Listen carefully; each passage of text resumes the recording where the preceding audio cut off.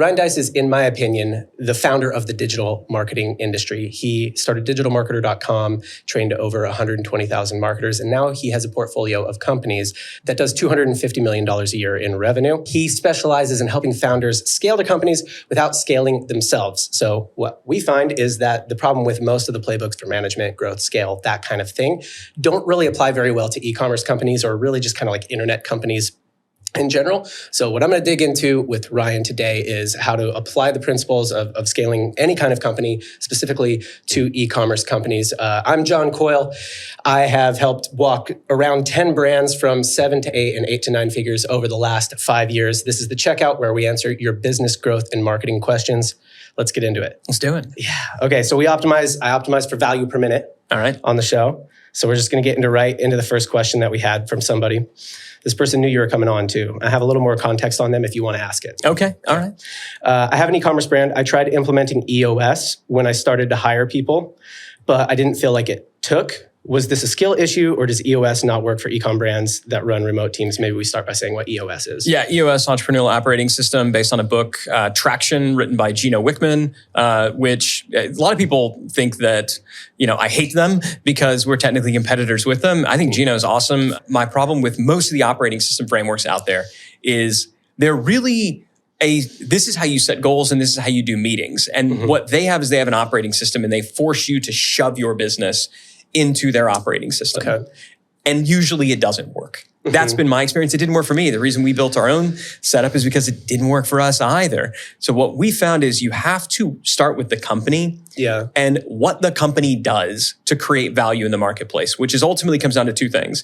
How do you get customers and what do you do with them once you got them? Okay. We sell stuff, we fulfill stuff. Yeah. Right? That's the core. So you have to start from there. You have to document that, clarify that, which there's a whole process around how we do that we can get into or not if it's interesting. Right. Then you can get into, okay, what are the steps, SOPs, checklists that make these things happen? Then you can get into, okay, now who does this stuff? Then you can get into how do we track these things? Then you can get into goal setting. Right. And then you can get into how you do your meetings. Right. But everybody else starts with like, oh no, what you need to do is you need to go and do like this 2-day offsite with your executive team with like trust falls and ropes courses and somebody's got a guitar. Where you share. Kumbaya. Yeah. Awkward sharing. Like so much of it's like, oh, share your like childhood We trauma. have to make this corporate appropriate, but also we want to share. Incredibly inappropriate. Yeah. And I did this, man. I remember the first time, I don't remember what book it was, but I read this book and it's like, here's how you go and do a strategic planning offsite with your team. And we did this. And the first question was like,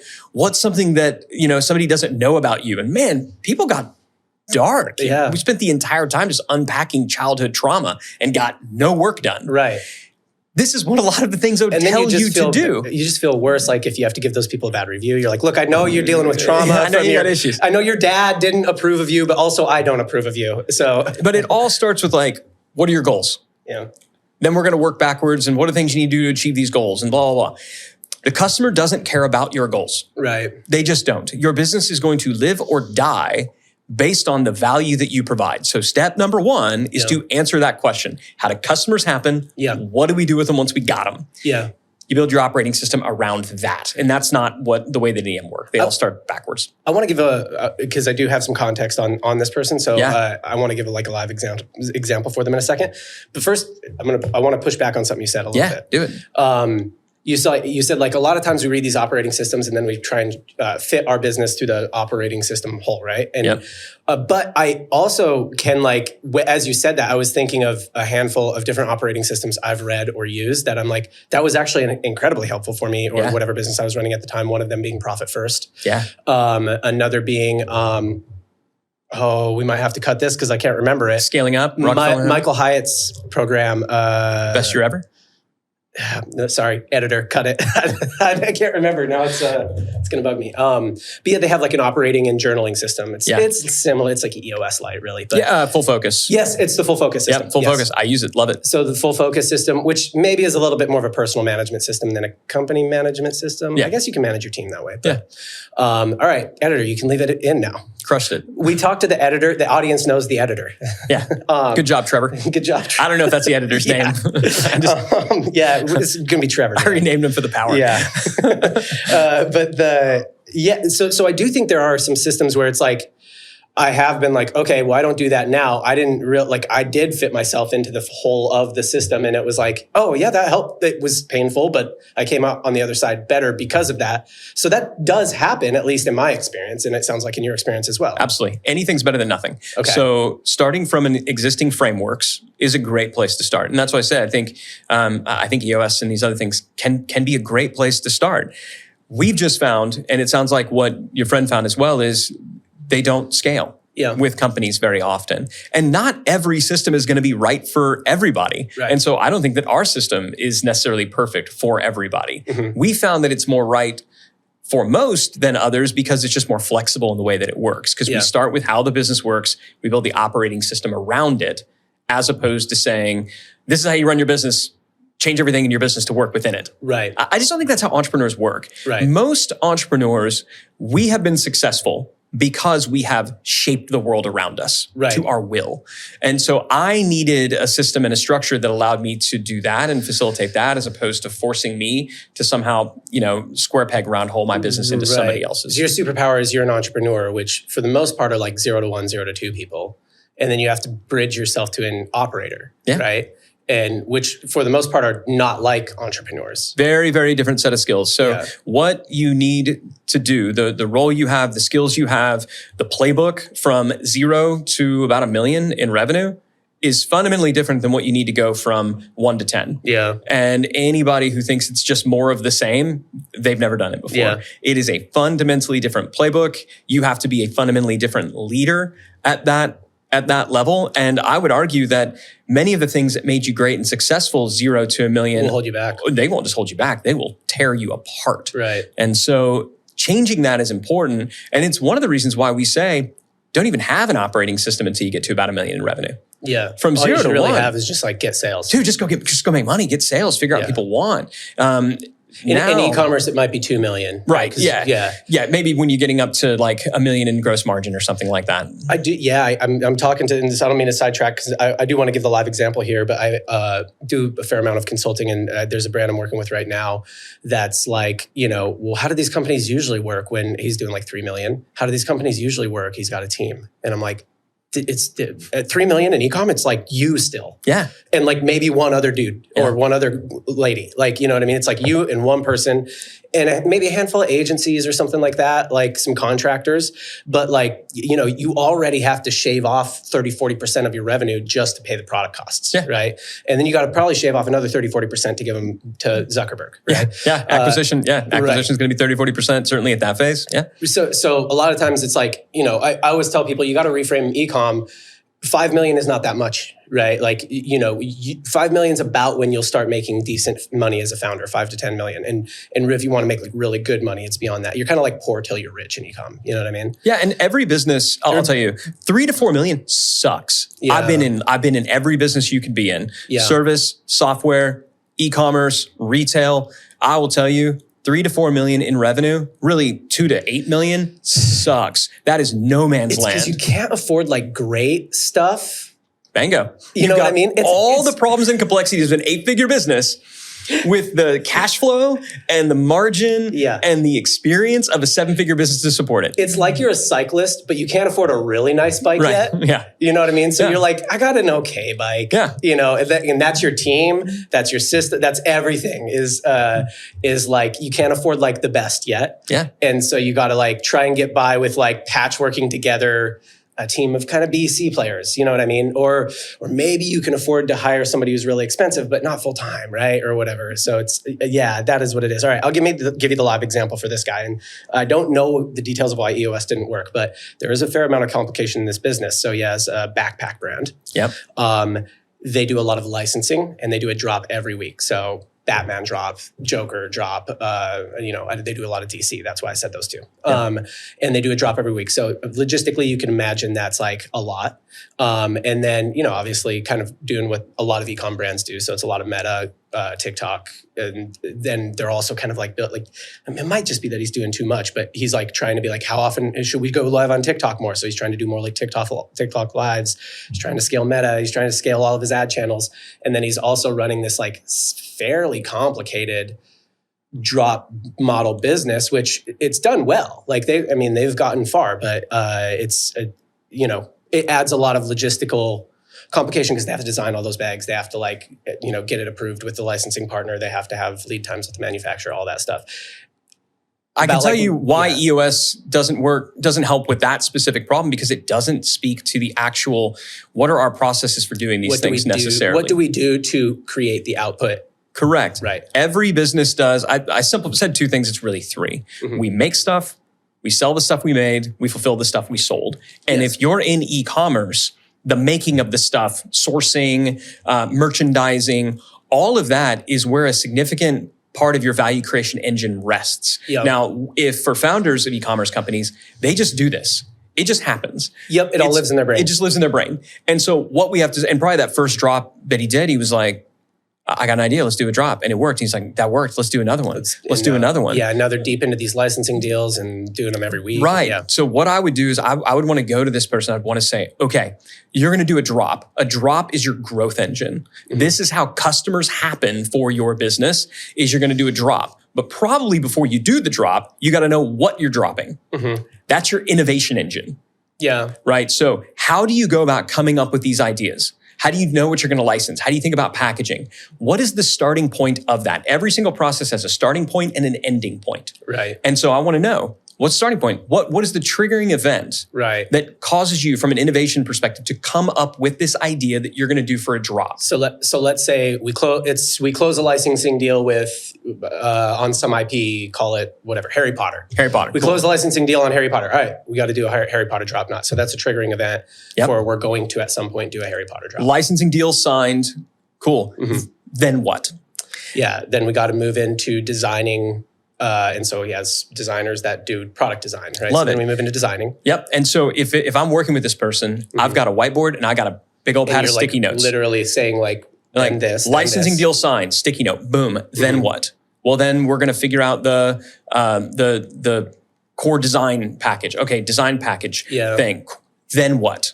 Yeah. Then what? And we're going to then what all the way from that triggering event to what the ending event, which is we have a finished design package, license package ready for drop. Right.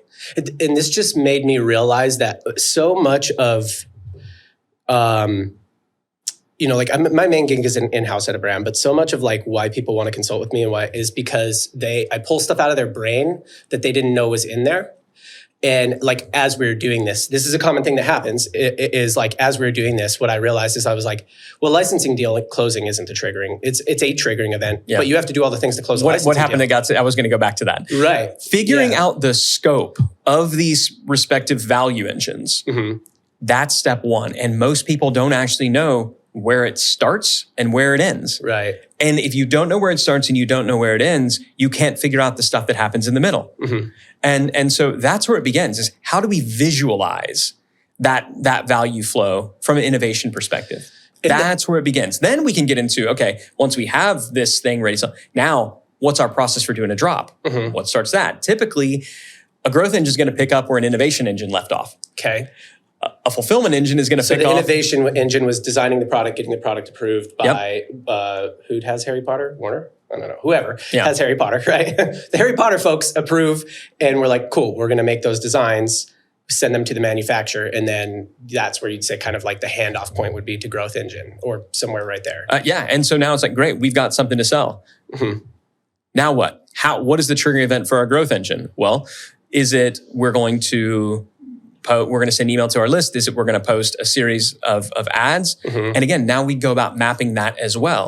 And if you can create a visual flow chart for these three core value creation engines in your business, then what you can do is you can begin looking at a particular sticky note and saying, okay, that one. Mm-hmm. That one that says we're going to come up with our brand design package. Yeah. How do we do that? What are the specific steps and stages for doing that? That's a standard operating procedure. Yeah. The mistake that people make when they want to systemize their business is they go and they create 100,000 disconnected SOPs and checklists, and they wonder why nobody uses them, why nobody can find them, why people are always reinventing. It's because they don't have the 30,000 foot view. Yeah. And then you can zoom in on the specific step-by-step of how each stage happens.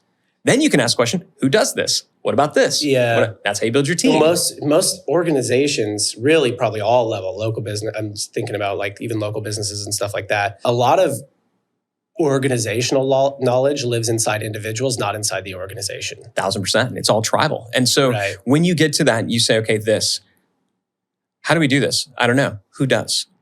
Let's get them in here and let's have them document it. Congratulations, you're the owner of this now. Okay, that sounds like a lot. This is a lot of documenting.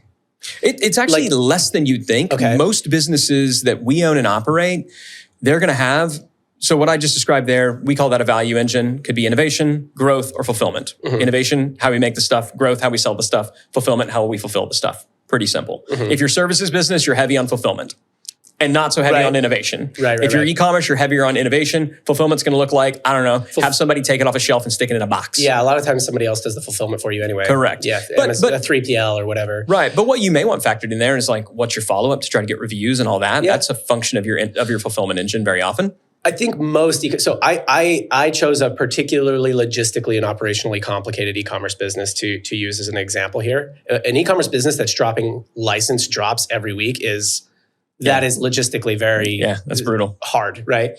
Most e-commerce businesses are like, I get these phone cases from China. Right. I got a warehouse full of them. We just need to sell them. And then I sell them. Yeah. And I don't even have the warehouse. Amazon's got it. Or like my 3PL has it, you know what I mean? And they're really sort of glorified marketing orgs. Is there Info's maybe a little like that as well? Similar, yeah. The fulfillment it's like side. Everything is marketing, really. Yeah. And so companies, and it's a good question to ask is, where does the value rest in our business? Like, where is it contained?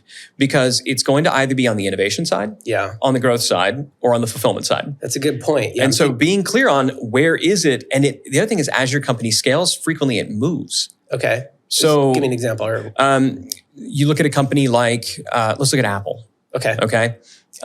So Apple, going back to 1984, you could argue that Apple was a very growth-heavy business. They really understood marketing and advertising very, very well. Mm-hmm. And what they did that no other technology company did at the time was just nail marketing and advertising. Okay. And the growth engine that drove that company was what made it work. So that's where the value rested. So they didn't make Apple. Particularly innovative products at that time? Not necessarily, no. Okay. And then it shifted to innovation. Mm-hmm. Now, I would argue more recently, it shifted more to fulfillment. To the fulfillment side, when you think about their retail effort a little bit, and creating their own distribution. Yeah, exactly. And so it's going to move around in businesses, but it is, depending on your industry, it's going to be more self-contained. If you think about a services business, which I know that's not the bulk of your people, so I'm using it just as an example. Well, a lot of agency people watch, but a lot of e-commerce kind of that whole industry. For agency, it's going to be heavy on growth, but super heavy on fulfillment. Yeah. Because how you fulfill and how you service at scale is the only difference. Innovation is not that much.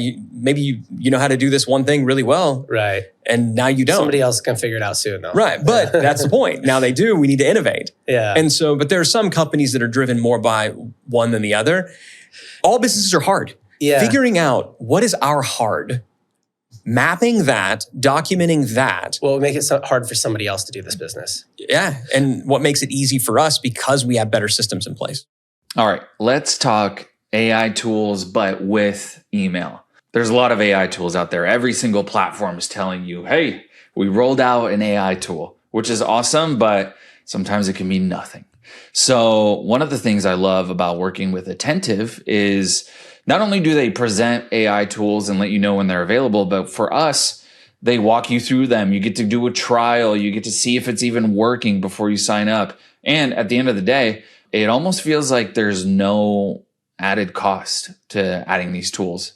That might sound crazy, but I just added AI Pro, AI Grow, AI Audiences, AI Send Time, and all these AI enhancements to my Attentive stack.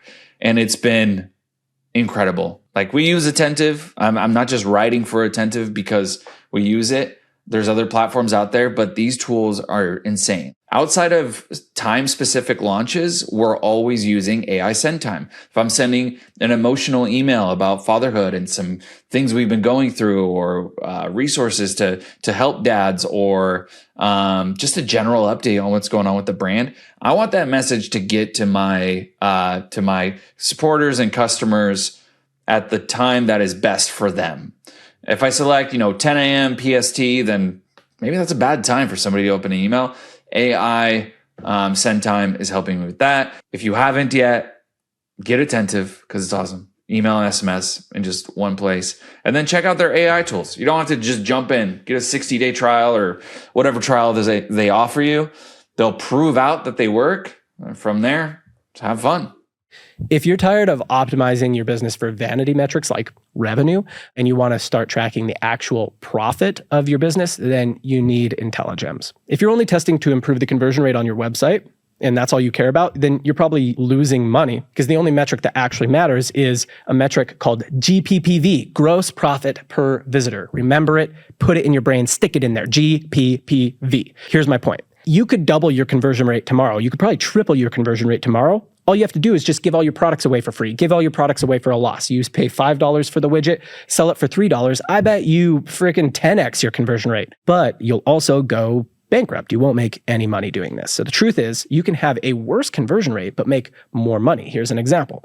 A brand I consult with ran a test where we raised our free shipping threshold. All right. So free shipping threshold used to be at $50. Somebody spends $50, they get free shipping. We raised it to like $75. Now they have to spend $75 to get free shipping. So the conversion rate dropped, as you might imagine. Fewer people purchased, but the people who did buy added more items to their cart, and they hit the new threshold. So their average order value increased, and the total profit went up, even though the conversion rate on the site went down. So if we were only looking at conversion rate, we would have called it a failed test. But if you use a tool like IntelliGems, like we were, that tracks the bottom line profit of every test. And that's all you should care about here, because more profit is more fuel to grow the brand. If you're not running tests like this, you should be, and you should be doing it with IntelliGems. So go to intelligems.io to start testing what actually moves the needle for your brand. Okay, let's get back to the show. Okay, so let me actually a more like grounded example with the company I'm at now, Royo. So we make better for you bagels, bread products, like 70-calorie bagels with high protein, stuff like that. They taste good. What's really hard about that at the beginning is that it is pretty hard to make a bagel that tastes as good as like a normal bagel, and make it 70 calories. I believe it. And then we baked a bunch of bagels. I didn't do that. Somebody else. Our baker baked a bunch. Our founder baked a bunch of bagels until he got one that was like, yeah, this is good. It's almost as good or as good as like a store-bought Sara Lee bagel, right? And so at that point, the hard was there. But like once that was done, then it was like, well, now we have to get it in people's mouths, right? So then the hard was in the marketing. And then you scale to a point where it's like you really have your marketing systems pretty down. And obviously there's always more. I'm a marketing guy, so there's always more you can do, right? Yeah. But like you scale to this point where growth slows down, and it really then moves back to product innovation. Like, can we make a cinnamon raisin bagel? Can we make a cinnamon roll? Can we make bread? Can we make other products that taste just as good as the normal, but are, good for you? Yeah. Right. And then that also is like the thing that's hard about our business that like makes it so, like if you sell these phone cases, if you start moving these things, this is e-commerce, same thing as affiliates, right? Like if you start moving these things, guess what's going to happen? Everyone's selling those phone cases pretty soon. Yeah, you bet. I mean? The better you are at growth, the more you need to innovate. Right. The better you are at growth also, the better you need to get a fulfillment at scale. But I mean, just you said something earlier, like it sounds like a lot of documentation. Yeah. It's usually mapping 3 to 4 growth engines, because most companies only make things one way. Even if you're making a lot of stuff, your process for making it is one way. Right. From a growth end, you might have 2 or 3 different ways that you get customers. So this business, they may have a drop model, but they may also have a traditional e-commerce. We're going to do paid traffic. Yes, they run ads. They might also have a wholesale, like we're going to sell to other companies. So they might have 2 or 3, and then you're going to typically have 1 fulfillment. So you're going to map 3 to 5 of those. Right. Then within those, there's really only, you think about when these things are mapped out, you're talking about maybe a dozen or 2 sticky notes on a whiteboard is the way to think about this. Really? Within that, there's only going to be a handful of power stages, like things that are really important, where you look at that sticky note and you go, that one. Okay. How do we not screw that one up? We do it a lot, high chance for human error, like high stakes. If we get this one wrong, everything else falls apart. Let's map and document that. Okay. I am constantly trying to get founders. So you don't have to map and document every single thing. You don't want to, man. Yeah. If you do, it's like a book that you love and highlighting every word in it. Like you've highlighted nothing. Congratulations. And I did this, by the way. I remember reading the E-Myth, going on vacation. This is what most advice is like document everything. And I'm like, but I hate that. It's fortune cookie wisdom that sounds smart and doesn't work in practice. Yeah. And I did it. Like I shut down our entire company for like a month and told everybody, we're not going to green light any new projects, make any new hires, invest in anything until everybody's documented everything that they're doing right now. And I'll tell you, there were two groups. There were the freaked out people who thought they were getting fired and the pissed off people who thought that I didn't trust them that they knew how to do their jobs. Right. Yeah. If you really want to make super good employees happy, what you should tell them to do is, hey, I want you to do your work, and then I want you to write down all your work. They're going to love that. Don't do that. Try it. Don't do that. Do this mapping process. It's just business process mapping, and then go, this one's really important. And then the person does it, be like, okay, this step right here that you're doing is freaking important. So the next time you do it, will you like record yourself doing it or have somebody record you or screen capture it? Yeah. You could take that, export it, like give it to a process management person on like Fiverr or whatever, and have them do it. Put it up in AI, like ChatGPT, and say, create a process map for me. Document while you do, and only document the important stuff that needs to get done. Yeah. That's good. All right. So that's how this works. The questions set us on tangents. Yeah, we got through one. One down. 40 more to go. Yeah, I have 8. We don't have to get through all 8. Okay. You guys are dads. Usually we have another dad here. Yeah. But you are a dad. You have 4 kids, right? Yeah, 4 kids. Yep. Oh, you have 3? So, dude, we almost got double digits between the two of us. You do 1 more, I'll do 2 more. I am definitely out. You're out? I'm out. Yeah, no. Sounds like a mindset problem. I can assure you it's not. It's a medical problem. Yeah. You guys are dads, so I'm interested in your take on this. I make, he put in quotes, good money, but it relies on me being really busy. And I don't make enough money to step back in my business. It was fine before I had kids or when they were small, but now that my kids are older, it's starting to show. I always wanted to be the dad who coached sports, but now I miss half their games. I've been there. That's painful too. I've been there. That happens to me. I was like that dad. I'm like, oh, I'm going to coach everything. I haven't coached anything. I've been there. 2016. I had 3 companies on the Inc. 500 list the same year. One of an e-commerce company. That was the fastest growing one. From the outside looking in, was crushing it. Everybody's like, oh, you're crushing it. Except I was miserable. I was burned out. I was waking up and going to the office before my wife and kids were awake. I was getting home after they were already in bed. I was kind of there on weekends, except when I was working. And even when I wasn't really there. And so, yeah, I've been there. I've lived that. And it wasn't until I came home after midnight one night, one too many times, I guess, and walked in, and I remember opening my door to my master bedroom. My wife was still sitting up in bed. And I was like, this is not... You're like, that's not good. It's not going to be good. She's usually asleep. She's asleep. She should be asleep right now. And I don't remember everything that was said that night, but I do remember her saying, you can keep doing what you're doing. I know who I married. And my wife and I, we started dating in college. I'd already started my businesses. She knew that I was entrepreneurial minded. She said, you can keep doing what you're doing, but you can't pretend like you're doing it for us anymore.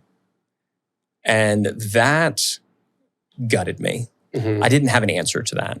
I'm a pretty good marketer and I'm a pretty good copywriter. I can usually, I had nothing to say to that because I started my business because her and I started dating and because I wanted to buy her an engagement ring and I was bored. That was why I started my very first business, was for her. So did you have a job? Like I was in college. Yeah, so you're in college and you're like, I want to ask this girl to marry me. Yeah. Better start a business so I can buy an engagement That's literally ring. the way my brain works. I don't know what it is, but that's what happened. Like, go get a job so I can buy an engagement ring. I had a part-time job that was paying for like food and stuff, but man, I was broke. Right. And rings, diamonds are expensive, it turns out. Right. That was where it started. And the reason I kept like, oh, we need to do more was supposedly for my kids. One of the hardest lessons I've had to learn, and I'm so thankful that my wife held up a mirror in front of my face and said, is this what we wanted? Your kids don't want your money. Your kids want your calendar. And the commitment that I made to my wife after that was, I will leave every day. I will leave for work after the kids are up. And I'll get to work at 9 and I'll leave at 5:30 so I can be home for dinner. I don't know how I will make it work, but I will make it work. We will also, as a family, take a vacation every summer. Because I didn't remember the last time we had taken a vacation. Oh. Those are the 2 constraints that I put on my work. I'll leave the house at this time. I'll leave the office at this time. Magically, everything still got done. When I had allowed myself to just work, and I was doing it while telling myself that like, you're a good person and you're a good dad and you're such a martyr and ooh, look at you, it turned out that I could take forever to get work done because I gave myself forever. When I gave myself a constraint, what do you know? I actually got more done, and the stuff I got done was more important because I was forced to prioritize. So you are not, as your business scales, going to magically get more time back. Just like as businesses scale, they don't magically become more profitable. Scale creates, the natural state of scale is complexity and thin margins. And so if you want more time, you have to bake in that time. You have to give your family first dibs on your calendar. And the work has to get everything else. And if you're telling yourself, yeah, but then things won't get done, I submit to you, you're probably telling yourself a lie that isn't true. You probably think you're more important than you are. And if it just couldn't happen, you probably would figure out a way. But you're giving yourself permission right now to be a bad dad under the pretense of, but I'm a good person. Right. And that's just isn't how it has to be. And I know it because I've lived it. I've walked now hundreds of entrepreneurs through this exact same journey, and they're all shocked to discover that, you know what? I can actually get stuff done working 40, 50, 60. You can work a 60-hour week and still coach your kids' sports. You can do it. It's hard. But you can do it. And you probably don't have to work 60. You could probably get it done in 40, but you have to apply the constraints. You reference profits first. The concept of profits first. Love the book. Mike Michalowicz, who wrote, it's a buddy of mine. It's the idea that plan for profit first. Like decide, this is how much revenue. I'm going to take out 20% of profit. Therefore, the business has 80% to work with. And when it's out of money, we're done spending, period. That is the only way that you'll ever be profitable as a business. Similarly, with your time, the only way that you will ever be profitable and have time margin is if you budget it ahead of time. Right. And that's exactly what this person needs to do. Yeah. Budget the time. Budget the time like you budget the budget. Show me your calendar. I'll show you what's important to you. I don't know that I have anything to add because I think this could be me. When you were just saying all that stuff, I'm like, I give myself permission to be a bad dad like all the time. Like, I mean, maybe not on a macro level, but on a micro day-to-day level, absolutely. Please don't think I'm like judging. I have lived this, man. I lived this. I was this. I almost lost I'm just thankful that my kids have short memories and my wife extended tremendous amounts of grace. Right. Because could have gone badly. You don't need 12 different SaaS apps to run a D2C brand. I lead marketing strategy for 10 brands doing $250 million in total revenue. And here are the 8 apps I'd use to build an 8-figure brand. I guarantee one of these is going to surprise you. First up, Shopify for obvious reasons. That's where your store lives. Second, Attentive for email and SMS. Third, Gorgeous or something similar for customer service. Fourth, Canva for photo and video editing. Fifth, Replo or Gem Pages or something similar for custom landing pages. Personally, I like Replo. Bart likes Gem Pages. Sixth, IntelliGems for pricing and offer testing. 7, Social Snowball to run your affiliate programs. And 8, Redo. This is the surprising one. They do a lot of stuff for you. They optimize your checkout so you're making the most possible money from like what you're charging for shipping. They optimize your cross sells after the purchase. They optimize returns so that you're not losing as much money on refunds. One more tool that I would use, a bonus tool, if you will, a 9th tool, a paid version of either Manus or Claude to create agents and streamline your workflow. These are the 9 tools that you need. You don't need anything else. And honestly, if you're starting out, if you're not an 8-figure brand yet, you could probably get by with like 5 of these. If you want to make more money from your checkout and make more money after somebody purchases, you want to make more profit after somebody purchases from you, you need to check out Redo. So head over to getredo.com to see how they consolidate your entire post-purchase stack into one platform. I consult across 10 e-commerce brands totaling $250 million a year in revenue, and this is the second AI agent I would build to scale to $50K a day without running a single paid ad. All right, so if you've been watching the series, you know last week in part 4, I built an AI agent. So we're going to build another AI agent here. And don't let that scare you. These should be pretty easy to build. This one is going to be one that I don't see any brands doing right now. So I'm really giving you like tactics out of my head that I'm like, somebody needs to implement these. This agent's going to be an influencer outreach machine. And the whole point here is to get collab content. So at this point, we already have our affiliate program set up in Social Snowball. And our agent is going to look through all of our Social Snowball data and identify Instagram creators who are already performing well for us. We're going to look for Instagram creators that are a similar size to our brand page. we're going to reach out to them and ask if they want to do some collab content, all right? So you want people who are similar size or a little bit bigger.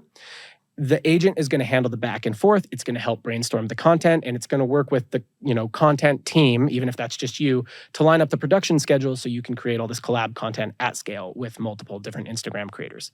Social Snowball is the tool that gives us all the data we need for this agent to work. So you're basically building an agent to go into Social Snowball and do this for you. The collab feature on IG is very powerful. So this is going to put some serious gas on our brand's organic Instagram presence.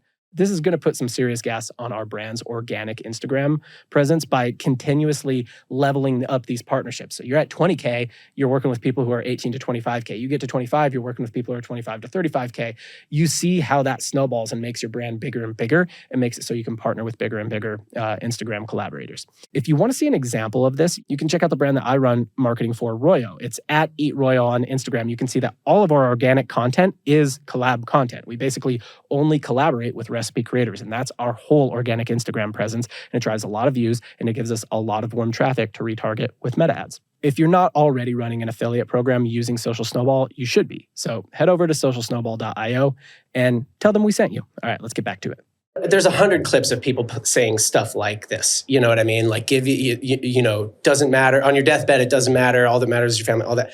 And everybody believes everybody believes that to be true, but still a lot of people have trouble with it. So I think that what it looks like, this guy said, hey, I'm making pretty good money, but I have to be really busy in order to make that money. That is pretty much how I feel. Like that line, I was like, yeah, I think it, like right now, if I'm not busy, I can't make the money. And I don't make quite enough that I can like hire someone for essential things that like, for the essential things that make the money, right? Like at least that's my current. On top of that, the world's gotten more expensive, but also your lifestyle creeps. It just does. I was going to say, I make pretty good money. I'm not hiding from lifestyle creep. We've absolutely had a lifestyle creep. I realized this when I realized that my 9-year-old has been to Disneyland at least 9 times, and we don't live in Anaheim, So like, and I tend to think everyone's like, well, they want your time. They don't want, I'm like, let me be clear. They want the Disneyland trip, right? Yeah. And the Disneyland trip isn't cheap, right? And if you gave them the binary of like, well, what if dad could be done with work by this time every day and go to soccer and stuff like that. And, but you couldn't go to Disneyland every year. It's like, you can't give a binary to a 9-year-old. No. You know what I mean? They're like, I want to go to Disneyland. No, nor should you, by the way. But also, I want that done. Parent. Yeah. Exactly. Like that's your thing. And so I think that's what it is that it's like you end up with lifestyle creep, you end up with kids in sports that you're paying, for, or in activities you're paying for. You end up going, you said you hadn't been on vacation. We go on vacation. I just work on the vacation. Yeah. Right.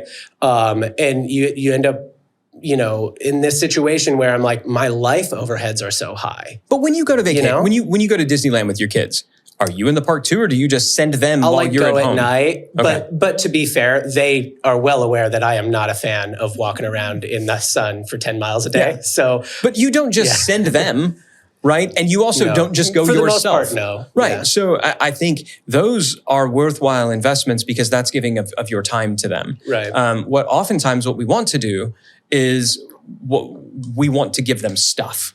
We want to give them the trappings of success, and we actually project onto our kids the things that we find valuable as though they find them valuable too. And any parent will tell you the first big Christmas or birthday or whatever, when you give your kids all these amazing gifts and they play with the freaking boxes and not the toy, right? They don't care about the thing, they care about the space and the time. Right. And so if you'll just keep coming back to that, and yeah, you're right, you can't do everything. It does flex. He said, I make pretty good money. I bet with this person, if I asked him, how much do you make today that you consider pretty good money? I'll just give you mine if you want. Yeah. Yeah. All right. So I think last year I probably made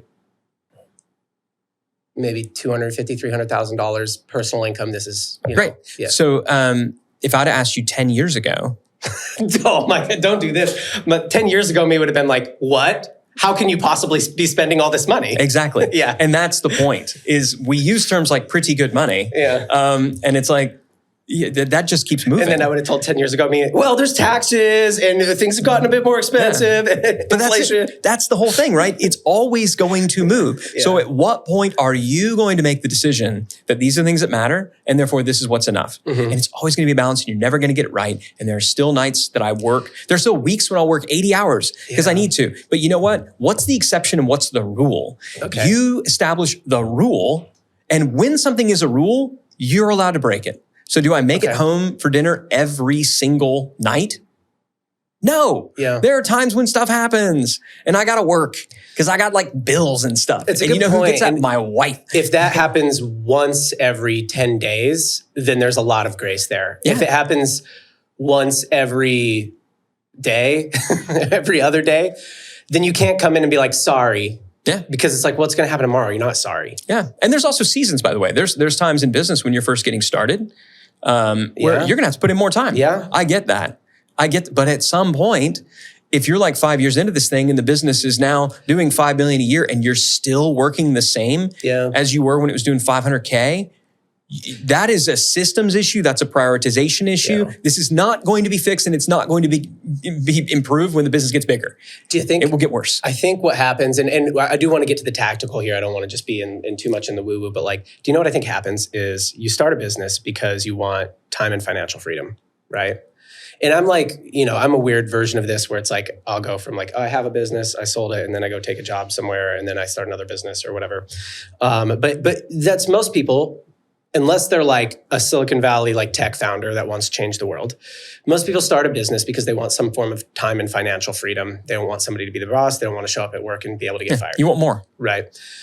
And then to grow a business to, pick your revenue level. In e-commerce, I'll say $5 million, $10 million. To grow a business to $10 million, your DNA as a person changes. Yep.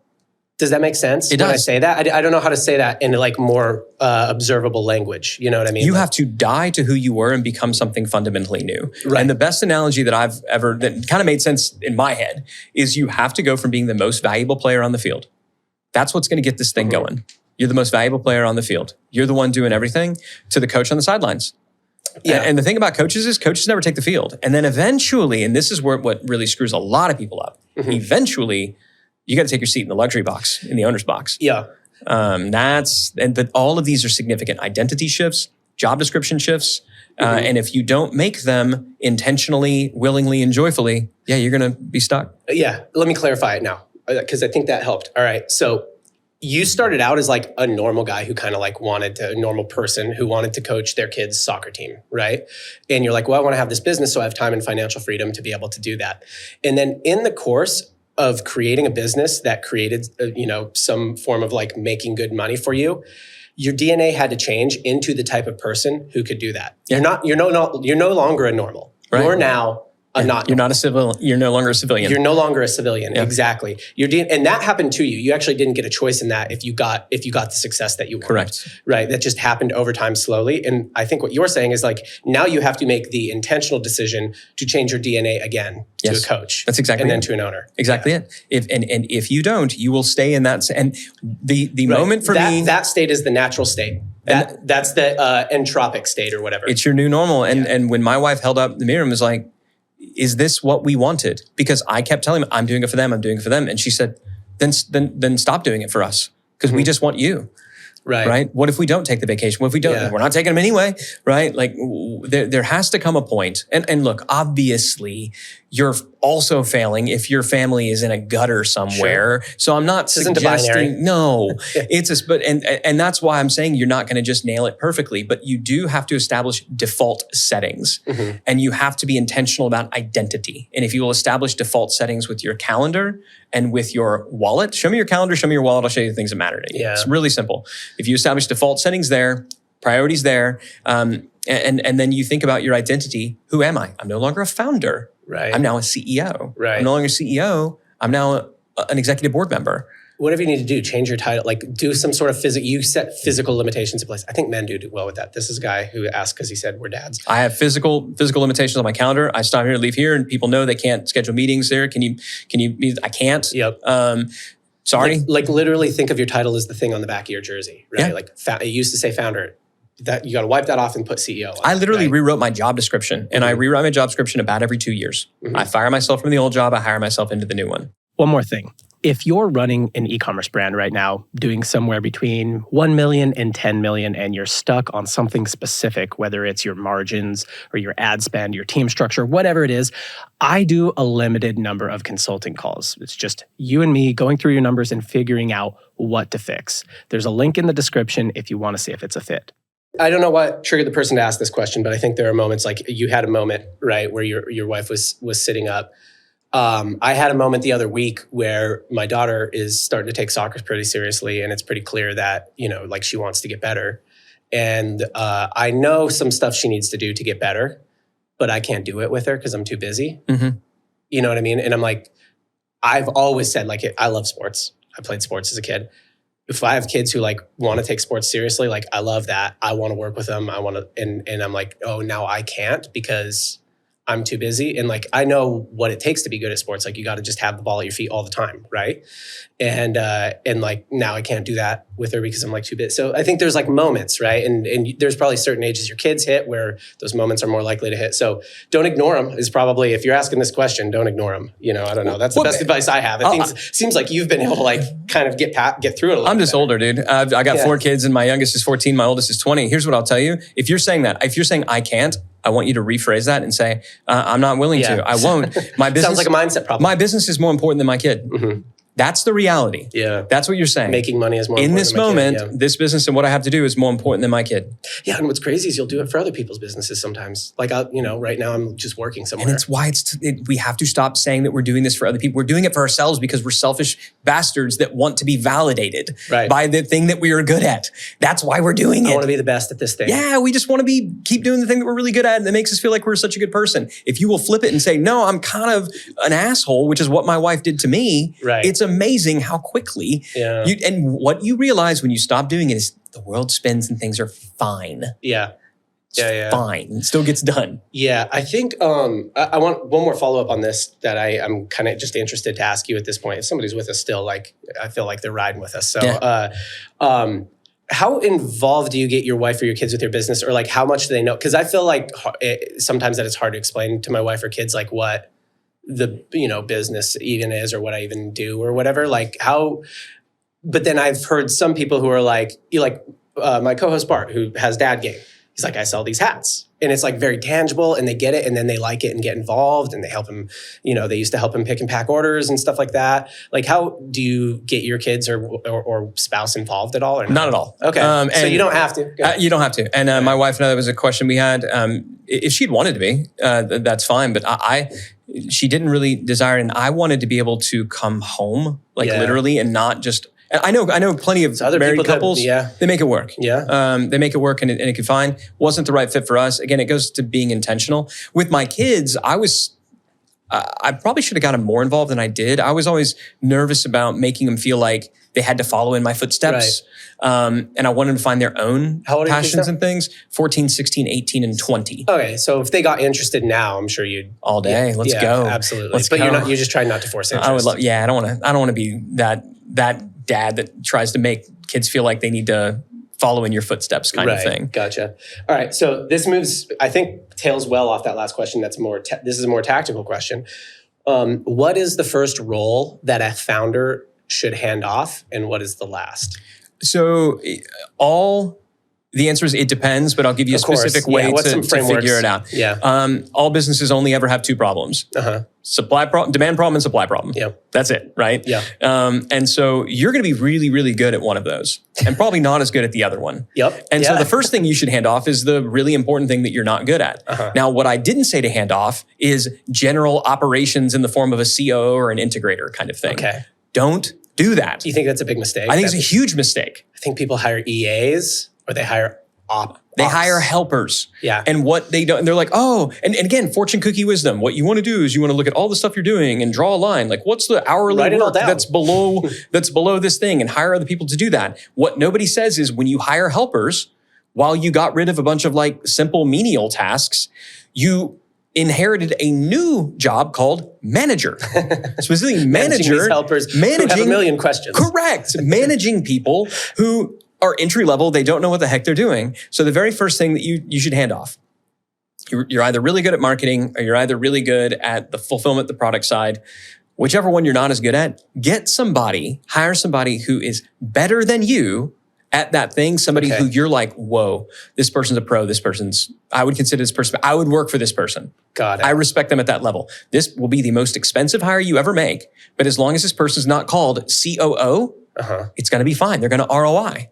Do you look at it like, what is the so this is after your sort of process mapping stage. So you've process mapped a bit. Ideally. Yeah. Ideally. I would always solve for systems before people. But probably practically for most people, it's not. They're not going to do it. Right. They're not going to do it. And which is why, by the way, we wind up hiring these generalists because we don't know what their actual problem is. Right. So that's a good point. Yeah. So I think if you're listening to this, then you should at least do some of the what we talked about from the first question, some of that process mapping first. You give sticky notes away one at a time and figure out what's the person called who does the sticky note. Exactly. I think it's people hire for I thrive here. I help a lot of brands here that need to hire for an unclear role because I understand the role that they need to hire for because I've know it. Right.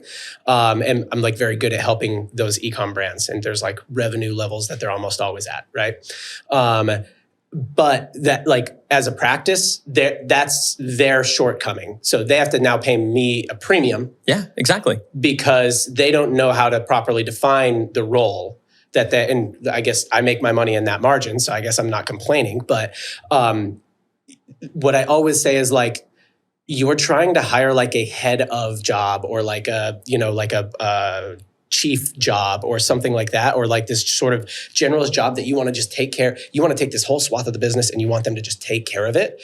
And that is a little bit what you said, but usually what I follow up with is you need to just hire them for just some jobs to be done over there. It's a functional hire. Yes. That's the whole point. We're somebody to just do functional these 3 hires. jobs. Yes. And ideally, and you should look at it and say, if we had somebody who did this better than I did, we would make more money tomorrow. Right. Because again, and you're going to hire for what is the biggest constraint. So are we supply constrained or demand constrained? If we're demand constrained, then obviously I'm not getting the job done. So I need to hire somebody who's better than me at some demand function. If we're supply constrained, then obviously I'm not getting the job done. So we need to hire for that. So your first hire, you're going to hire for your highest ROI weakness. Your second big hire, and ideally this person builds their team beneath them. Right. Your second big hire, you should hire for your strength. Growth happens when you hire for weaknesses. Scale happens when you hire for your strengths. Yeah. And find somebody who is better than you at that one thing you think you're amazingly great at. Because you're good at everything. But there are people out there, and this will be the biggest unlock you'll ever make as a business owner. When you hire that first person, you realize, holy crap, they're better than me at this one thing. I could step into the gap and do all the things really well, but they're better than me at this one thing. And when you hire a group of people who are better than you at all of these individual things, this is when growth happens. This is when you get more freedom. This is the simple version of it. I think it will, because we're on a podcast, so it's, we can say so much of it, but it's yes, you want to hire for the thing that you're bad at.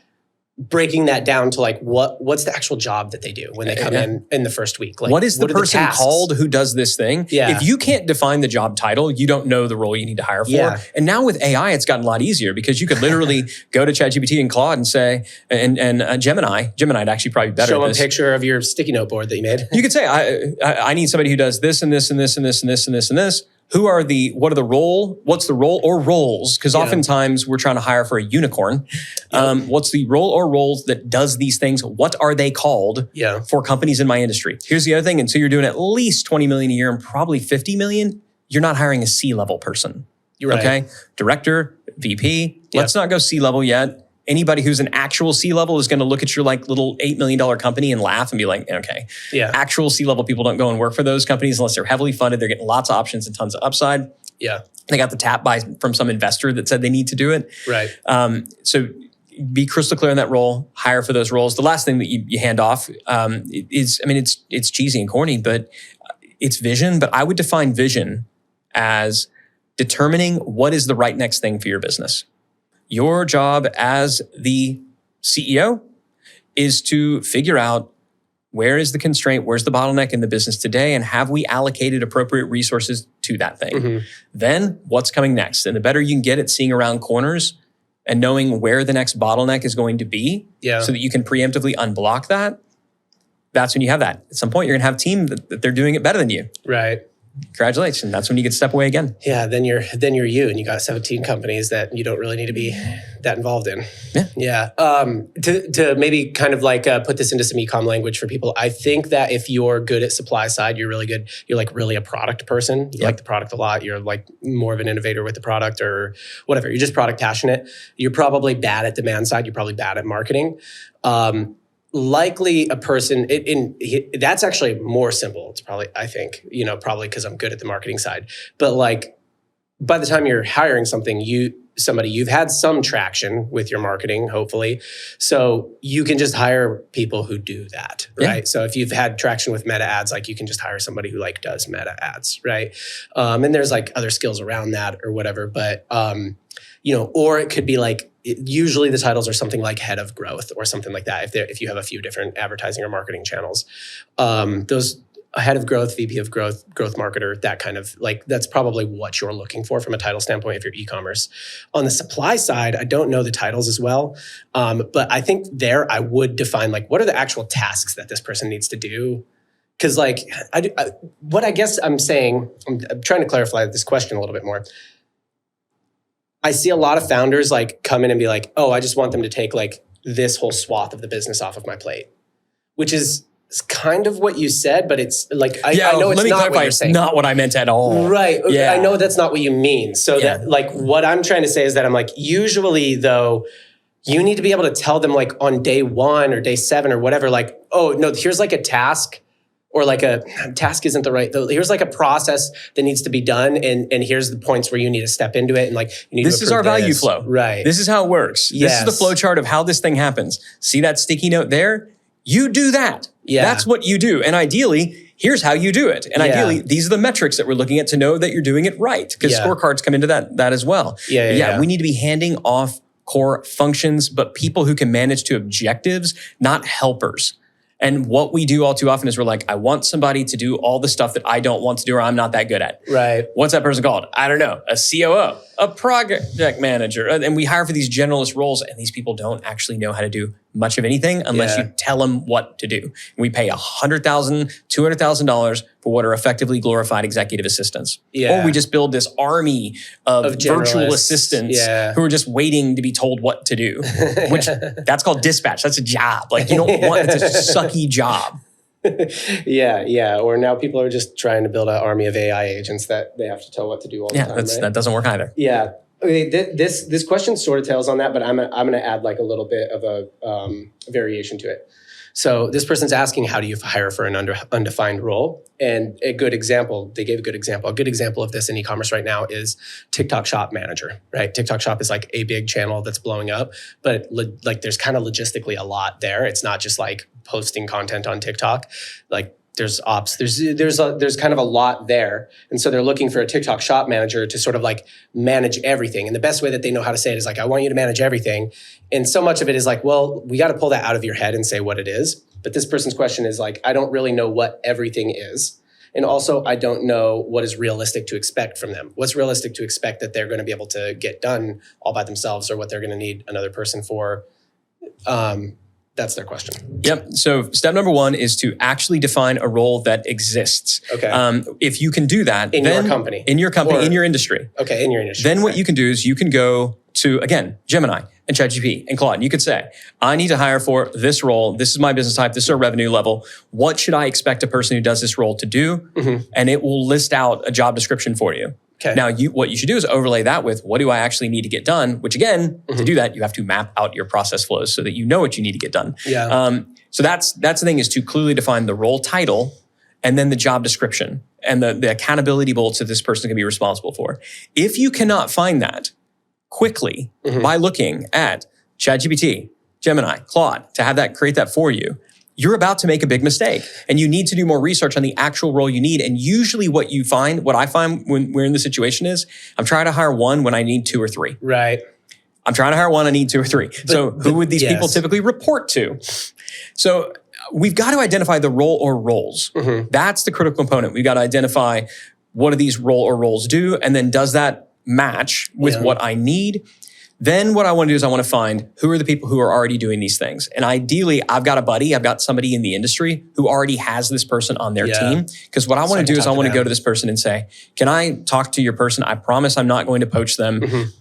We're homies. We're, I just want to know like what's realistic to expect from my person. I got it. Yeah. And I want to know what they look like. Yeah. It's very easy for me at this point to hire for any one of a few dozen roles because I've hired the person and I've seen him succeed. Bango. Yeah. We need to see what a good one looks like so we can do pattern matching. Because I need to know when I'm talking to these people, do they look like Sally? Do they look like Fred when I talk to them? And I would, if this is the very first time you're hiring for a critical role, see if you can't talk to at least 3, 5 is better. And I would even consider going out to LinkedIn, going out to other things and saying, I'm looking to hire for this role. I promise I'm trying to hire you. I will pay you $500 for an hour of your time. Yeah. It is worth that. Investment to have the conversation with the people to find out what you want. Because here's the other thing: they're probably going to know other people. Yeah, probably going to know the people who are in the industry who you should talk to. Who you should talk to. And I will say this too: in e-com, there are services that will actually match you for this kind of thing, where you can. You need to talk to 4 people who have the head of TikTok shop title, like if you're willing to pay $500 a call or whatever. Recruiters who understand your industry are worth their weight in gold. Yeah. Every company at scale becomes a bank and a recruiting agency. That's what they all become, because it all becomes about capital allocation and talent attraction. So the better you can get at recruitment, that your business is going to scale. But it's really hard to get good at recruitment until you get good at systems. Yeah. I think this is like... I think it's a mistake to sort of... I think it's a mistake to just like think you're going to think your way through the role, right? Like what you're just saying is like you need reference points. And if the role doesn't exist in the industry, don't hire it. What are your thoughts? I think I don't hire agencies very much when I work at a company. Mostly because most of the agencies were the kinds of ones that I built, and that skill set is core to me. And I know what good looks like. And I know a lot of people who do it can freelance or contract. Or you don't have to. Right. You know people. But I think that TikTok Shop Manager might be one of those things where maybe you just go hire an agency to see what it looks like. That is, you nailed it. If I just can't figure it out, I'm going to go and hire an agency or a freelancer to do it, if only so that we can begin to build out the playbooks to make this thing happen. All right, let's talk about some stages here. So 0 to 6 figures, I think even 0 to 7 figures is kind of the same. Yeah. You just got to sell. 0 to about 2 million, just go sell. Yeah. At about $500,000, you can maybe start looking around and say, how do we do some of this stuff? Should I be writing some of this down?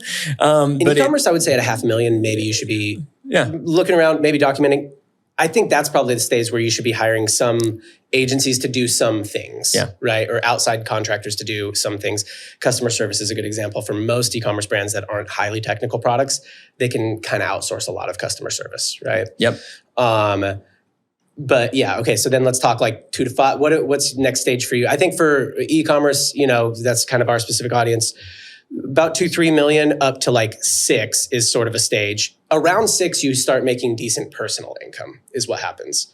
And then 6 to like 12 is a stage. So let's talk about those two. And that's, it's funny. I would typically say when around... founders are hitting walls in those stages. Yeah, I'd say around 8 million. So 6 is probably about, about closer. So it's there in the ballpark.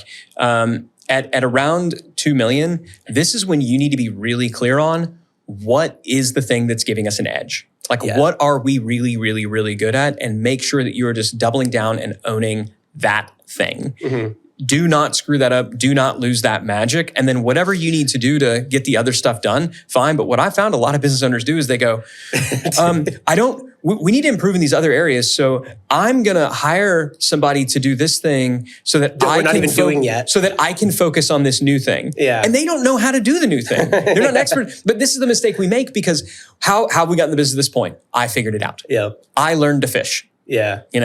Screw learning to fish. Just buy the freaking fish. Once you have money, stop using time. Stop it. Yeah. And just stay focused on the thing that you're amazing at until you get to about 2, 6, 8, and systemize like everything else. Like, don't try to gain massive efficiencies by watering down the thing that you're amazing at. This is a great... biggest mistake that people make. If you have a business that does between $2 million a year and like, I'm going to say, if you have a business that does like 1 million to like 3 or 4 million, you are the most prone to shiny object syndrome. Oh my God. Out of anybody. Yes. Because if you get beyond that, you've learned. Mm-hmm. When you think the next thing you do is going to be another 1 to 4 million, it's Exactly. not. Yeah. It's not. What it's going to do is make you like $500,000, but it's going to pull 2 million from this one. Yep. And so we wind up all You're spread gonna out. fund it. Yeah, it's the rich uncle syndrome. Yeah. So don't do that. And to be fair, when you like what you really have at that point, and I don't mean to demean anybody who gets to this point because it's great. Like that's it's very like to go from zero, I don't have anything, and now I'm making 7 figures a year is incredible. What you've really done is you found some kind of like hack that you're pretty good at. Yeah. You know what I mean? And like your business is sort of living and dying. Which, by the way, that makes you special. That's you know great. who else did that? Nobody. Like very few people. A tiny microscopic. So you're awesome. Yes. But you're not God's gift to business. Yes. Yet. Yeah. And so let's just keep doing the thing we're amazing at, and let's get people to help with the other things that not as much, as opposed to doing what people want to do is like, okay, I'm going to get somebody to do this, and then I'm going to move over here to this thing I also that I suck at. Right. Don't Thinking do that you're going to get good at that and that's going to be a new hack. And you're just not. It almost never is. It never is. Yeah. Like you're good at this because your brain kind of shut off all the other stuff. Yep. So stay focused on things that make you great. That is what really the 2 to 6 million is all about. Yeah. If you want to get into the 8 figures, you are eventually going to have to hand off the thing you're amazing at Yeah. to somebody better than you at that thing. So that's 6 to 12. Yeah. You're going to have to find somebody better than you at that thing. And if you're doing well, by the way, at 6, just wait until you get to 12 because it gets amazing. Yeah. The economies of scale that happen once you get north of 10 million in revenue, Yeah. amazing. Now, when you hit 20, 30, it starts sucking again. I would, yeah. There's another no man's land. Yeah, you don't make much personal income at 20 or 30 million No, either. it starts to go down again. At 6 is the first time I would say like most founders in e-commerce can start to draw like 6-figure salaries. Yeah, I mean, if you figure you're operating at a 70% gross margin, you've got 30%. You basically have about 30. You got 30% sort of swirling around. You're gonna have probably 10 to 15% of that in G&A type stuff. So maybe we're able to get it to like a 20% profit margin. Yep. So yeah, there you go. Congrats, Right. You're making 6 figures. Yeah, you're right, but you got to keep a lot of cash in the business but like you can pull out 6 figures without the business feeling too much pain. That happens at about 5-6 million. But at 12, that's where you can actually pull out pretty good money if you want. Yeah. And because what you can also do then is this is when we can start securing lines of credit for inventory. Mm-hmm. Just the options go up dramatically for cash to just start plopping to the bottom line. Yeah. Unless somebody just knocks you off and now you got 15 competitors. You got to go back to the innovation cycle, which that happens as well. That does happen in e-commerce. Okay, I'm going to say what I think the biggest problem is in that 6 to 12 phase when people are hiring for the thing that they are really good at. You tell me if you agree. The biggest problem is letting the person do it. Yeah. Do you think so? Yeah, because we're told to delegate. And you should just... You're so good at that thing. You have all these opinions on it. Mm-hmm. You know? And so what you have to do, you have to have it at the point at which you hand it off. You have to feel like you've extracted it from your brain and it's well documented. Mm-hmm. But then you need to hand it off to somebody who, again, this is why it's so critical. When you hire for a strength, hire someone better than you, so that when they start to do something different, you don't panic and think it's not as good. You go, you might be a little bit threatened. You might be a little bit like, man. But you look at you go, it's freaking better. I think it's a lot better. of founders, I don't know if this is an ego issue or whatever, when they start to do something a little bit different or what they're like, or this is what it is. When the decision they make or the move that they make or whatever, and this is with marketing, if I'm taking over a marketing role from somebody who is already good at marketing, oftentimes they have a hard time with me not making the same decision they would have made. It's always going to be hard. But Yeah. if you respect the person who you've handed it over to and you believe in your heart of hearts that they're better than you at that, you got a shot at maybe your ego, not just taking a freaking wrecking ball to your business. Yeah. But I still have known plenty of entrepreneurs who have never scaled beyond that point simply because their ego won't let them. I don't have a great fix for that, by the way. I know. Like, I don't know how to fix you. If you're just, delusional narcissist, you're probably not going to build an 8-figure business. Do you know what I wish I would have put in the editor if you're watching? Trevor? Was it Trevor or Travis? Trevor. Yeah, Trevor. Trevor, if you're watching, maybe you should take this line and put it in the intro because I think what you specialize in, what Ryan specializes in, is helping founders beat the thing that takes down their business, which is usually them. Yeah. And if we're to reframe this whole section we're talking about of like, you will take down the business. You will destroy the business in that sort of 0 to 1 or, past traction, but getting to like, 3, 4, 3 million, 2 million zone. You will take it down with shiny object syndrome. Yeah. If you don't, and I know some people who have shiny object syndrome and they've just built around that. They go find, some nephew or they're like, hey, you want to run this business? I'm going to go do another one now. Right. Well, why do I have 17 companies now? Right. I mean, eventually you get to a point where if you want to create the perfect embodiment of your entrepreneurial ADHD, you can do that at some point. Don't do it on your first company, but maybe. Don't do it the first go round. You don't have the margin to do it. Yes. Actually, if it's your first company right now and you're listening to this, disregard what I just said about finding the nephew. Yeah. Don't do that. Don't do that at all. Yeah. Congrats. You're the freaking nephew. Right.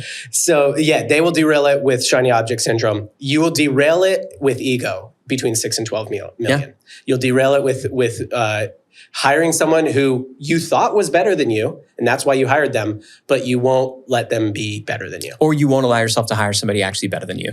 Because you just can't imagine who could possibly be better than me. And so you will intentionally go and do it. There's also some people who just have limiting beliefs. And so they just are kind of at their high watermark. Mm-hmm. And I've seen people make obviously stupid decisions that they wouldn't make, but they're just blowing themselves up to bring it back down to their comfort zone, to build it back up, to blow it up, to bring it. It's a vicious cycle. Nice. Okay.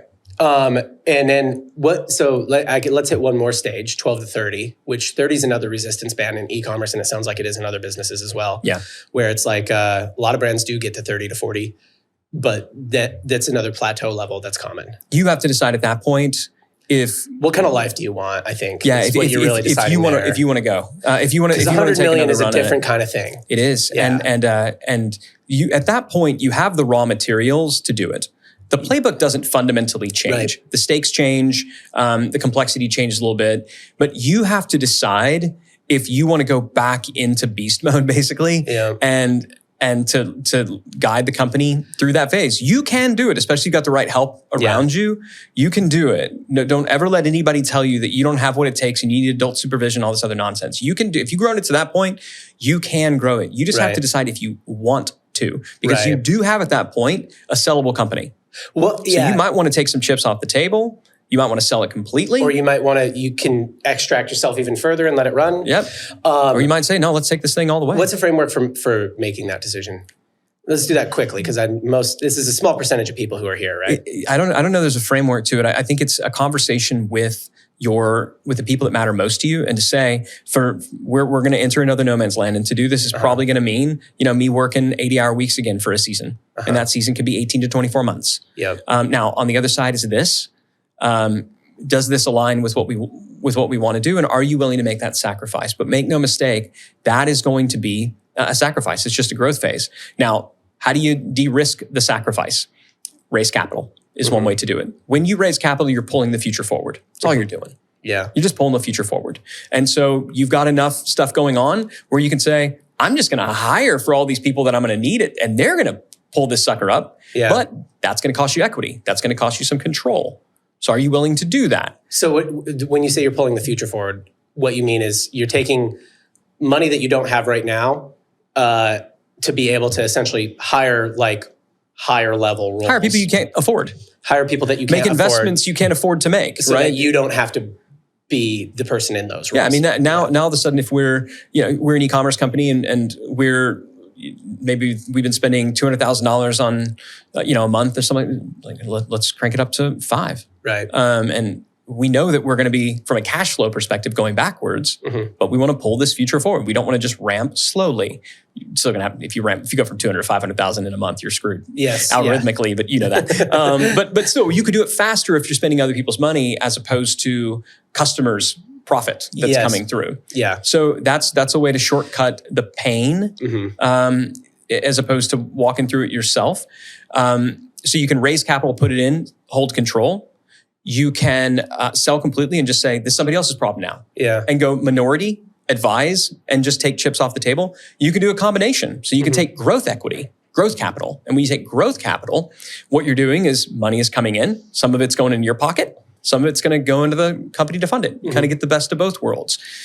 If I were going to do It it, sounds like you aren't the type of person who wants to bring a company to 30 to 100 million with you as the CEO. I'm not anymore. I've done it. Yeah. I can check. When I you don't need to anymore. When you have a portfolio company that gets there, I don't know if you have one right now, a portfolio company that gets there and the CEO or the operator is saying that that's what they want, what will you tell them? I'm going to have a hard conversation about, great, I love it. Here's what that's going to mean. Mm-hmm. And we're going to talk about the downsides of everything. And I'm going to do everything I can to unsell them on doing that. Right. It's so different, by the way. You'll have a much better life. You'll have maybe not better life.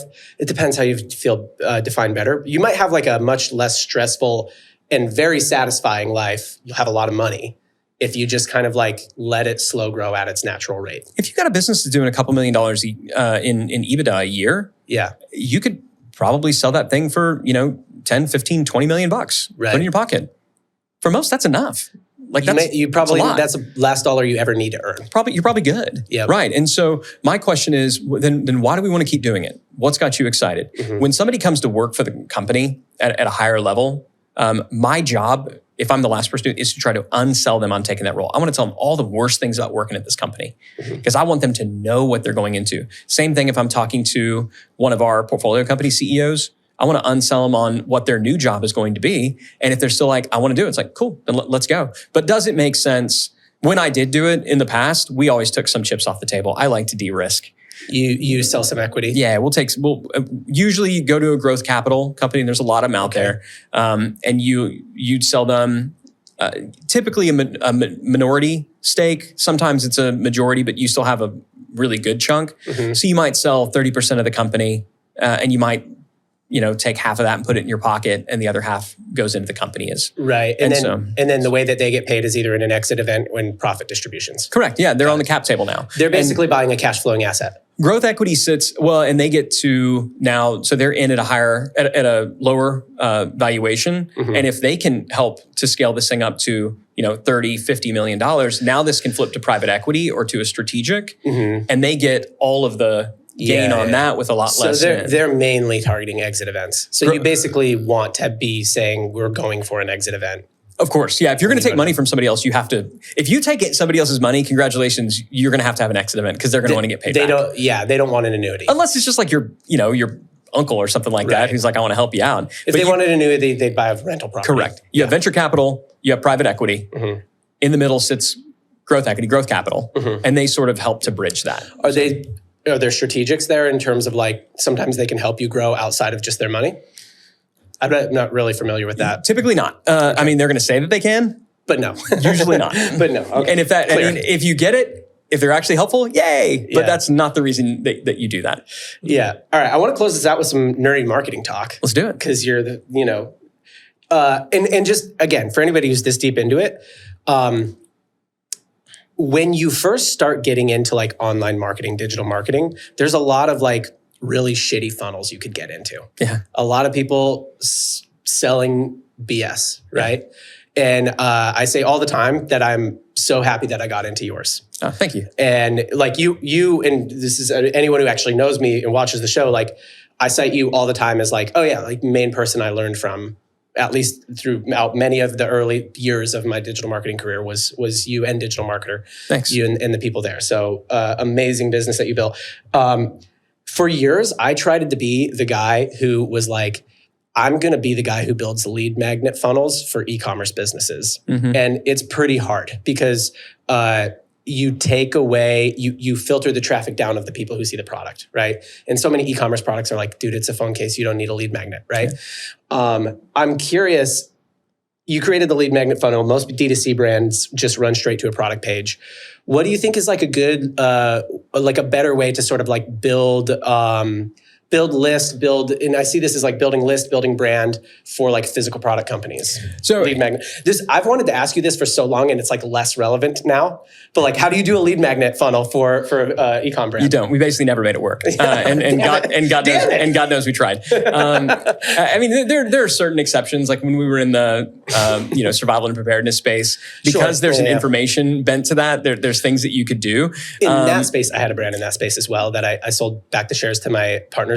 You sometimes have to. You have to. Because you can't sell knives on Facebook. Correct. Right? There are some businesses that are more, let's just say that they're more passion enthusiast-based businesses. And so there's a media component to them. Okay. So there's lots of e-commerce businesses that really should also own media companies. And a lot of them are doing it right now. When you talk about TikTok shops and these other things and influencers, that's what they're doing. They just don't call it that. Okay. But it's what it is. What does that look like done really well?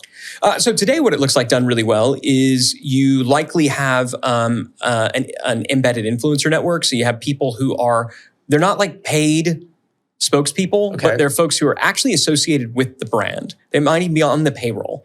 And They might they're be out there. employees, yeah. Correct. And they're out there creating amazing content showing how stuff is used that's useful to the core demographic. Got it. Right? So if your product is clearly targetable, and not all e-commerce things are. Again, if you're selling a phone case, congratulations, your market's everybody. But there are some e-commerce, and it's why I don't think when I think about marketing and different business and creating marketing campaigns and strategies, I don't think about, is it services, is it e-commerce? I think, is this an affinity-based audience?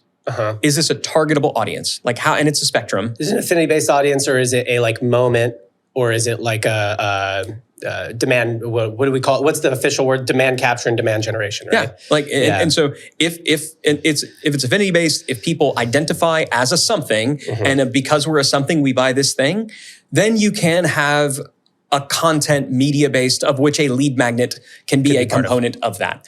And you could probably even sell some info products. You could sell info. You could sell. Yeah. I mean, how do media companies monetize? We monetize through advertising. We monetize through premium content. We monetize through licensing. We monetize through events. So all of these are a way, but understand that's a different business than e-commerce. Like a media company is a different business. Do you know what's interesting is I have a brand that I consult with right now, and they're like niche apparel, right? And it's called Hardcore Italians, and they make like Italian stuff, like apparel, right? And this is like, there's been a lot of iterations of this same type of business, but like they're still doing it now, and it's doing all right. And he's asking me, he's like, do you think I should just be like a media company that like John Boy Media wouldn't be an example of this? There are media companies that like, oh yeah, we have some apparel. That's like one way we monetize. He's like, should I be that? Or should I be like, because right now we make all our money in e-commerce, or should I be like an e-commerce company that has like a media component? I mean, you don't know all the details, but like thoughts on that. There are lots of e-commerce companies that should be media companies where they're their own best advertiser. Okay. And that is a model that we did for years and years and years, and it was incredibly effective because there are people. Media is historically undervalued from a exit perspective, but it's incredibly valuable to own media. Yes. And so if you can, as an e-commerce company, if you can go out and advertise in different places and see like, wow, could you just buy this business that you're advertising in, or could we just start our own version of that? Lots of them should do that. Yeah. It's a great model because traffic is only ever going to get more expensive from a paid perspective. Yeah. How do we offset that? We offset that through having amazing, remarkable products that people talk about so we can get word of mouth, and we offset it through owned media. Yeah. So that's where lead magnets could come in. We've also done lead magnet models with where people would enter a sale, or they fill out their contact information to get free shipping. But if they don't see a significant association with that brand and want to hear from them, congratulations, you just have an email list. Like, it's not the same. Like your buddy who does the drops. Yeah. He could do it. He could do it. Yes. Right. So events, this is the only way I found that has good pre-Black Friday list building, pre-Mother's Day sale, pre-drop list building. Yep. That works great. Everybody else just needs they have to be kind of like opting in for the product, Yeah. Everybody else needs a lower ticket entry point offer that, if somebody buys this, there's a really good chance they're going to want to buy other things. Right. And I'll give you an example of that. And this goes back, 100 years ago. Yep. Yeah. But my favorite example is 100 candle wicks. When we were, if somebody's going to buy 100 candle wicks, you better believe they're making candles. Nobody bought a replacement wick for a candle. Yeah. So if they're buying 100 of them, you can rest assured they're probably going to want to buy waxes and molds and scents and all the other things. Right. But you want to make sure that the thing that you're selling informs future purchases. And this is a mistake that I've seen people make. We made it. So when we were in the survival and preparedness space, our best seller on the front end was a flashlight, this little cool flashlight. Well, who wants a flashlight? freaking everybody. Yeah, right? that doesn't inform a tactical buyer. Doesn't at all. And so we actually had fire starters that didn't sell nearly as well as the flashlight, but that were a much, much, much higher average order value and LTV. And so making sure that actually informs purchases and doesn't just get you a list is really, really, really critical. We had an offer that for our tactical brand as well, where we would sell, like we do free plus shipping offers on like a hat or a t-shirt or something like that, which does inform the audience a little bit, but our best selling hats and t-shirts on the free plus shipping offer. And the thing is, when you're running free plus shipping, it's like your CAC matters so much because you're taking a loss on that thing already. Yeah. So you like need them to opt into the continuity, the membership product and stuff like that. But our best selling ones would be like political stuff. Yeah. Which doesn't necessarily inform a tactical audience. We got rid of all of our political offers. Does that make sense? Yeah. It doesn't just to the viewer, you were in tactical, so you know. To the viewer, what I mean is like, just because somebody bought like some like Let's Go Brandon hat, hopefully everybody gets that reference still, been a few years, doesn't mean that they want our membership, which was discounts to guns, gear, and ammo. We would say just because somebody is, a fan of Donald Trump doesn't necessarily mean that they want to learn how to drink their own urine. Okay. Exactly. And we needed the people who wanted to have the tools to where if it hit the fan, they could drink their own urine in an emergency situation. And these are not necessarily there's some crossover. There's a Venn diagram there. There's certainly a Venn diagram. But it is not, which is why you fall into the trap. Yeah. Yeah. And I'll give you an example that worked really, really well. We were working with a company that they sold officially licensed NFL merchandise. Really thin margins because it turns out the NFL and all the teams just want to take all the money. NFL really likes to take their 2 pounds out of that. But by God, if they got themselves a super fan, then they would buy a lot. Right. And they found that their ideal person was outfitting their man cave. Yeah. And so what they asked, they're like, okay, what's something, and they really couldn't front end any of the official NFL licensed merchandise. It was just too expensive. Like set the cogs, set like just the actual like hard cost, the licensing fees on top of it, eating them up. What they did, and this was not my idea, I want to take credit for it, but it wasn't mine, but it was a good idea. They hired photographers, aerial photographers, drone photographers to take photographs of all of the stadiums, like the football stadiums. Yeah. And they had these beautiful photographs created, and they said the perfect centerpiece for your man cave. And it was stadium, and so that was where they started. Well, they owned the photograph, so they didn't have any licensing fees there. Yeah. And the paper's free. You stick the thing in a tube and you got it. Yeah. But if somebody was going to buy a photograph of a team's stadium, ain't nowhere that's going other than your man cave. That's a super fan. And all the messaging was around that too. You're not putting that in your bedroom. Correct. And so now it's like, well, what else do you want to do to outfit it? And it worked out really well for them. Yeah. So that's it. So essentially what you're saying is in e-commerce you can use a tripwire, what you guys used to call it tripwire. You didn't actually even use that word here. I started calling them entry point offers because everybody took a tripwire to mean that it was loss leaders is sometimes what they're called. Loss leaders, self-liquidating offer was what I initially called it. Everybody took a tripwire to mean what? They were like, oh, so it's a $7 ebook. I'm like, no, it's a micro commitment of money. It's some kind of a PDF micro commitment of money or time. That's all we're looking for. Yeah, because again, that's a human show.